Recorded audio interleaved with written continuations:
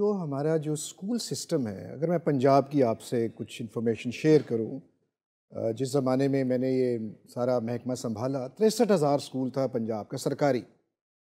Strictly पहली से लेके 10वीं जमात और हाई सेकेंडरी के चंद स्कूल थे जो 10वीं 11वीं और 12वीं थे।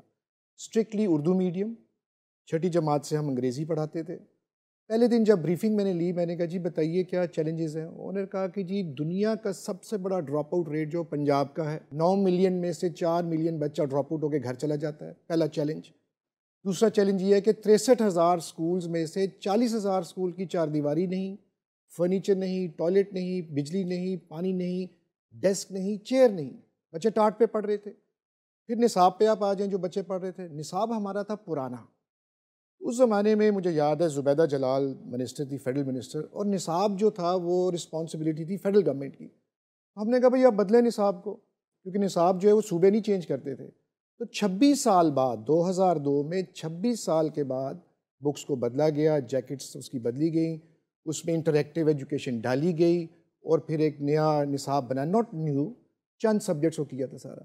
देखिए जब तक बच्चे की फाउंडेशन ठीक नहीं होगी बच्चा कुछ भी नहीं कर सकता आगे। यहाँ ना हम उर्दू उसको सही पढ़ा रहे हैं, ना हम उसको अंग्रेज़ी सही पढ़ा रहे हैं।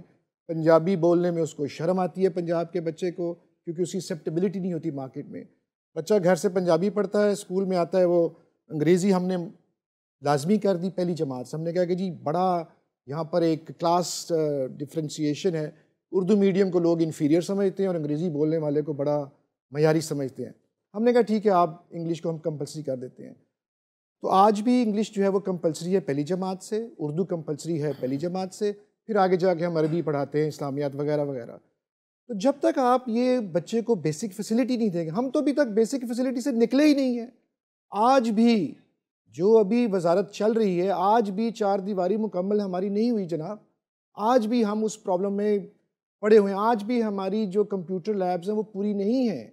बच्चे को आईटी का बहुत बड़ा बूम आया था हमारे ज़माने में, लेकिन बच्चे को हम अपनी आईटी एजुकेशन नहीं दे रहे। फिर ये बच्चा जब 10वीं जमात करता है तो उनके इलाके में कॉलेज ही नहीं होता।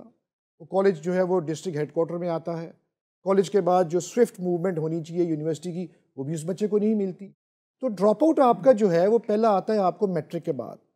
उसके बाद कॉलेजेस की हालत ये है कि हमारे कॉलेजेस, मेरे ज़माने में तो बेंच ही नहीं था कॉलेज में, ना चेयर थी, ना ही पैसे थे। जीडीपी का 2.2% दिया जाता था, जो हाईएस्ट हमारा बड़ा हमने तीर मारा कि जी हमने बड़े पैसे लगा लिए थे। यूनेस्को कहता है कि हर मुल्क जो है वो मिनिमम 4% लगाए। तो एजुकेशन जो है वो गवर्नमेंट्स की प्रायोरिटी नहीं रही। मतलब मैं इसको एडमिट में करता हूँ। पहली बारी जो एजुकेशन का काम हुआ था वो हमने किया, हमने मुफ्त तालीम हमने कर दी। हमने कहा सरकारी बच्चे को जो है ना वो स्कूलों में मुफ्त तालीम दो।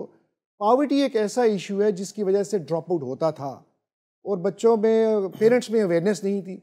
हमने कहा मुफ्त किताबें कर दो। किताबों का खर्चा बहुत ज़्यादा था, वो भी हमने कर डाली। बच्चियों की पार्टिसिपेशन जो थी वो बड़ी लो थी। 15 अजला में पंजाब के, हमने कहा हम 200 रुपये स्टाइपेंड देंगे। हमने एक बहुत बड़ा रिफॉर्म प्रोग्राम हमने बनाया, हमने लॉन्च किया। शरह ख्वानगी 42 से 62% पे पहुँच गया 5 सालों में। लेकिन जो क्वालिटी में जो है, क्वालिटी पे कोई काम नहीं हुआ। रट्टा बहुत रट्टा था, हम बच्चों को रट्टे से नहीं निकाल सके, आज भी हम नहीं निकाल सके।